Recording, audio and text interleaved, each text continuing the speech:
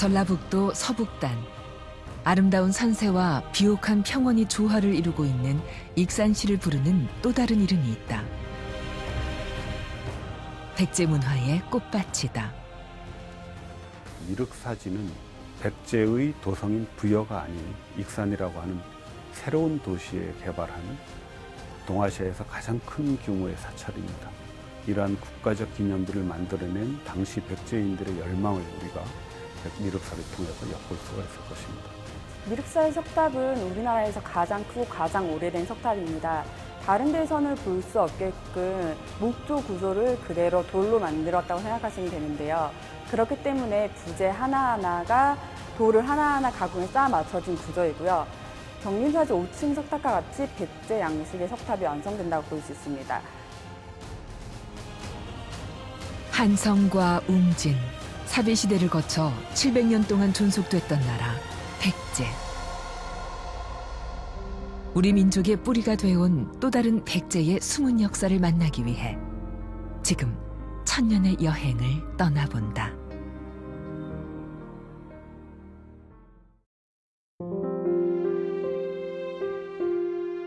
우리는 백제 역사를 말할 때 흔히 한성시대와 웅진시대, 사비시대로 구분한다.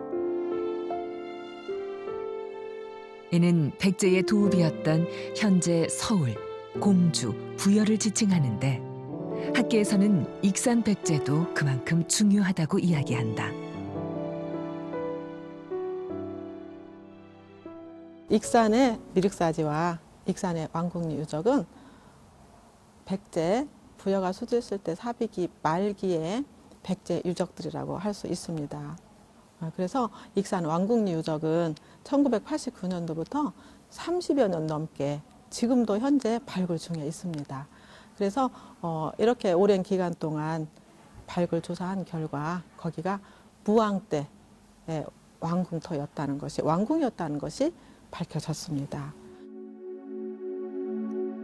익산을 또 하나의 백제로 볼 수 있는 첫 번째 근거는 바로 왕궁리 유적이다. 사적 제408호로 지정된 이곳은 21만 제곱미터로 무려 축구장 20배 크기의 넓은 터인데 이곳에서만 만여 점의 유물이 출토됐다. 공주 2곳, 부여 4곳, 익산 2곳, 이렇게 익산 왕궁리 유적이나 미륵사지가 세계문화유산에 등재가 되는데 8곳이 백제 역사 유적지구라는 이름으로 한 덩어리로 묶여서 세계문화유산에 등재가 되죠. 왕궁리 유적 발굴 조사가 갖는 의미는 남다른데 유적의 중심부에서 조사된 대형 건물지와 그 주변에서 출토된 수부 명인 장화는 부여의 추정 왕궁터인 관북리 백제 유적에서만 조사되고 있어 이곳이 왕이 거주하였던 왕궁이었음을 입증해주고 있다.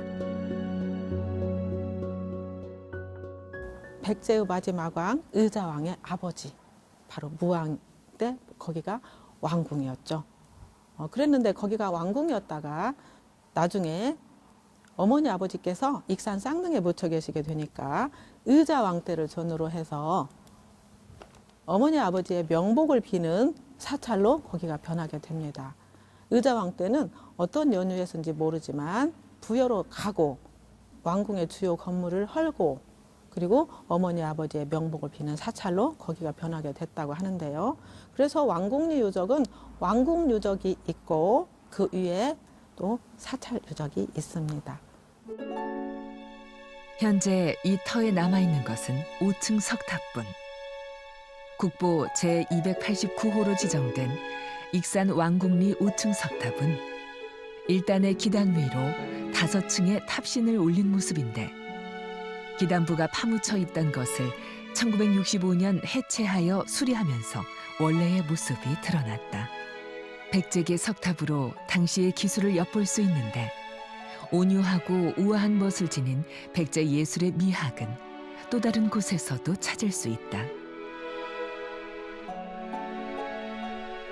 시인 신동엽이 백제의 꽃밭이라고 노래했던 곳, 바로 사적 150호 익산 미륵사지다. 백제 사찰로는 이례적으로 창건 설화가 전해지는데 신라 선화공주와 혼인한 서동, 백제 무왕의 이야기가 담겨져 있다. 무왕이 왕비와 함께 지명법사를 만나기 위해 용화산에 사자사로 행차하던 중 큰 묻가에 미륵 삼존이 나타났다고 한다. 이에 왕과 왕비는 수레를 멈추고 미륵 삼존께 절을 올렸는데 왕비가 이곳에 큰 절을 짓길 청했고 왕은 이를 허락했다.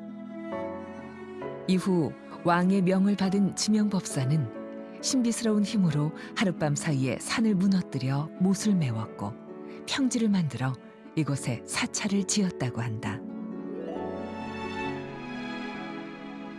이렇게 지어진 미륵산은 미륵삼회를 법상으로 하여 금당과 탑, 회랑을 각각 3곳에 세웠다고 한다.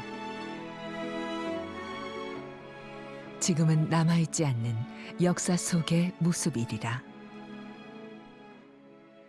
미륵사를 건설하였던 시기는 백제 후기입니다. 638년, 그리고 곧 이어서 640년대에는 신라에서는 황룡사를 짓습니다.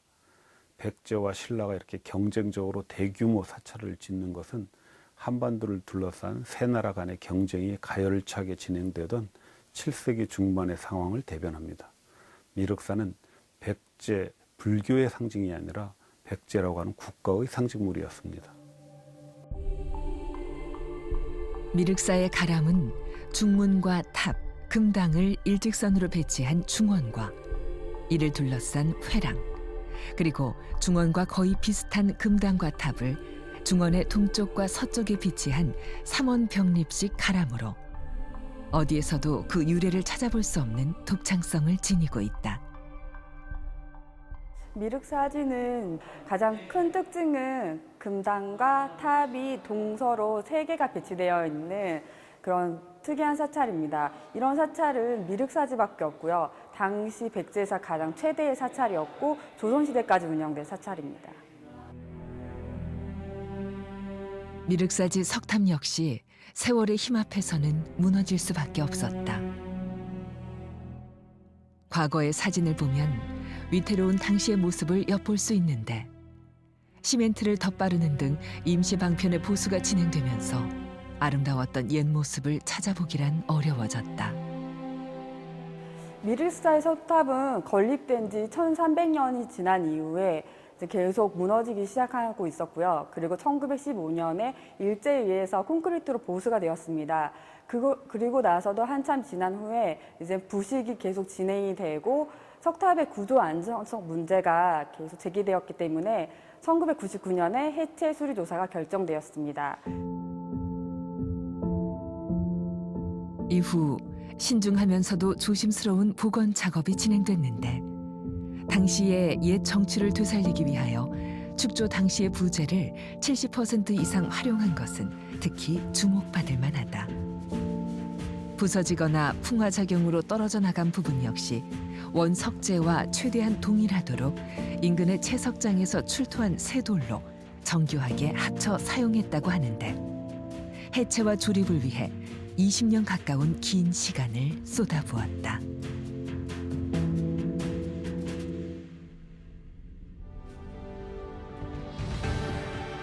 이러한 노력에 결실이 맺어진 것은 지난해인 2019년. 긴 보수공사에 마침표를 찍은 미륵사지 석탑은 마침내 장엄했던 옛 모습의 일부를 되찾을 수 있었다.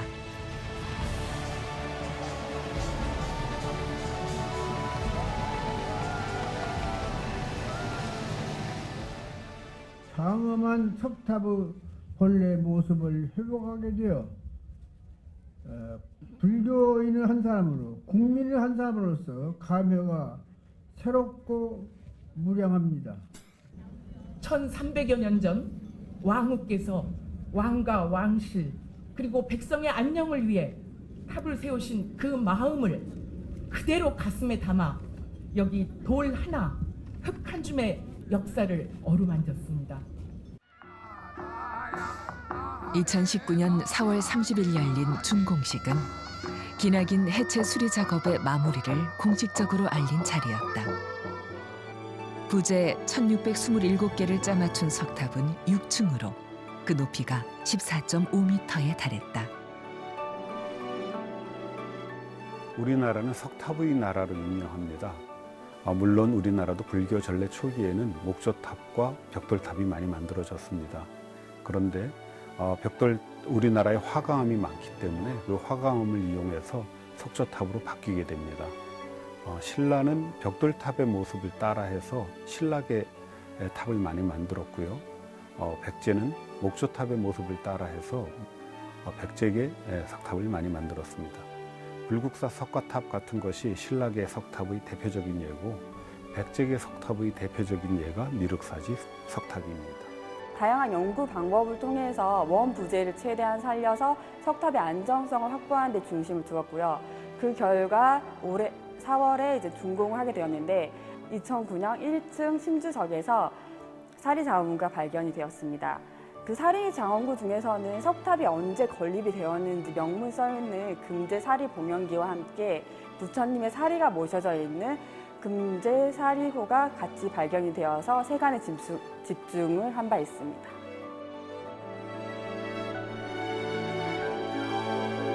세상의 모습을 드러낸 유물은 이뿐만이 아니다.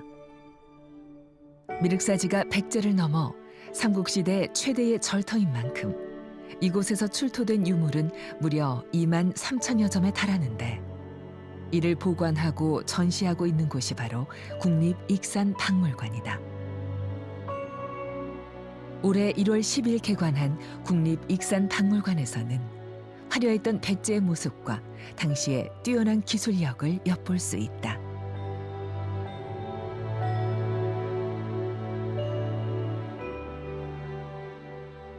그중 특히 주목을 받는 것이 사리장엄구. 사리장엄은 사리를 봉안하는 용기뿐만 아니라 탑 안으로 들어가는 일체의 공양구를 지칭하는데 미륵사지 석탑 사리공에서 확인된 유물은 총 505점에 이른다. 그중 190석자의 명문이 새겨진 사리봉영기에는 백제 왕후가 재물을 하사하여 가람을 창건했고 기해년에 사리를 봉안하여 왕실의 안녕을 기원했다는 내용이 적혀 있다. 금제 사리봉영기에는 이 탑을 누가 왜 세웠는지가 기록이 되어 있는데요. 백제 자평인 사택적덕의 따님인 백제 왕후이신 사택적덕 왕후께서 본인의 재산이사에서 사리를 받들어 모셔서 가람을 세웠다고 되어 있거든요. 그렇기 때문에 저희 미륵사지의 창건설화에 등장하는 선화공주와 살짝 배치되는 면이 없지 않아 있는데요. 일단은 계속 연구가 진행되고 있기 때문에 선화공주의 사실관계에 대해서는 앞으로의 연구에서 밝혀질 것이라고 생각이 됩니다. 사리장엄구의 발견으로 탑 속에 감춰져 있던 또 하나의 백제는 세상에 모습을 드러낼 수 있었다. 탑을 쌓아가면서까지 빌었던 백제인의 간절한 염원은 무엇이었을까? 그것은 백제를 일으켜 세우려는 무왕의 큰 뜻으로 짐작할 수 있다. 빼앗긴 영토를 되찾기 위해 계속해서 신라를 공격했으며 중국을 통일한 수나라와 외교 관계를 맺으며 고구려를 견제했던 백제. 왕의 권한을 키워 정치적인 안정을 이루려 애쓴 무왕의 노력은 하나하나 정성을 쏟아야 쌓을 수 있는 석탑의 마음과 같았을 것이다. 이곳 익산은 무왕이 태어나고 자란 고향으로도 알려져 있는데 그는 이곳으로 도읍지를 옮겨 세력을 키우고 나라의 분열을 일으키는 귀족들의 힘을 누르려 했던 것으로 보인다. 나라를 새롭게 정비하고 약해져가는 백제의 힘과 기상을 다시 세우려고 했던 것이다. 이곳에서 출토된 유물들에는 그러한 염원과 바람이 아직도 가득하다. 또한 이곳에서 출토된 유물들을 보면 백제 후기의 발전된 문화와 기술 수준을 확인할 수 있는데 백제가 이룩한 건축 기술의 발전과 불교 확산을 보여주는 중요한 지표가 되는 것은 물론 우아하고 완숙한 사비기 익산의 백제 문화를 통해 백제가 중국과 일본의 고대 왕국들 사이에서 문화 교류의 촉진 및 매개자 역할을 해왔다는 것을 확인할 수도 있다. 다시는 돌아갈 수 없는 역사 속 한 페이지로만 남은 이야기를 입증하는 귀중한 증거인 것이다.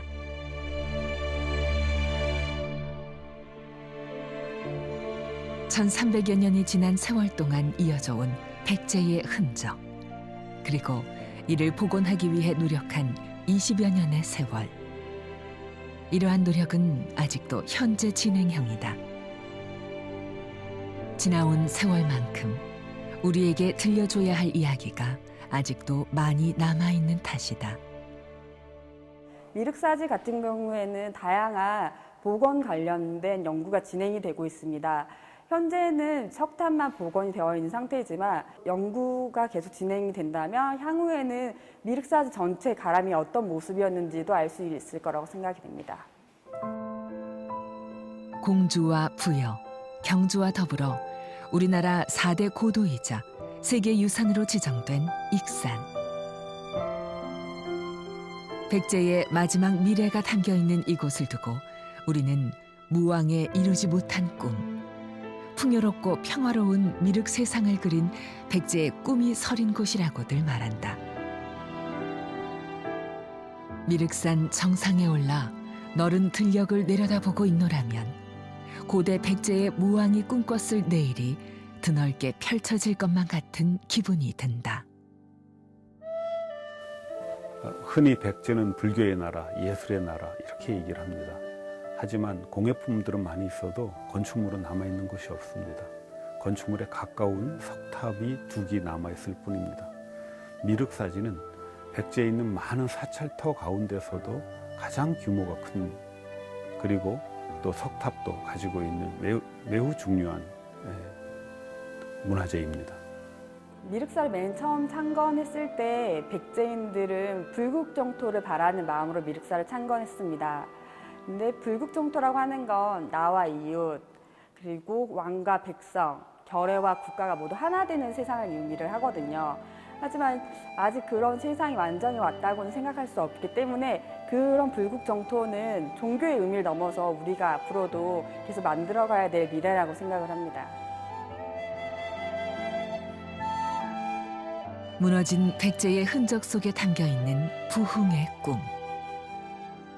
한국의 고대 문화 발전에 핵심적인 역할을 하였으며 동아시아 문화 교류의 중심에 서서 새로운 문화 창조의 발전에 기여한 백제의 찬란했던 옛 모습은 비록 사라졌지만 백제인들이 창조한 풍부한 문화의 흔적은 오늘의 우리를 만든 밑거름이 되었다. 시간을 거슬러 올라가 잊혀진 가치를 찾는 천년의 여행. 그 여정의 한 페이지를 채운 익산 미륵사지는 백제의 불교 문화를 이해할 수 있는 몇 안 남은 귀중한 장소로 세월이 흐른 지금까지도 우리 곁에서 살아 숨쉬고 있다.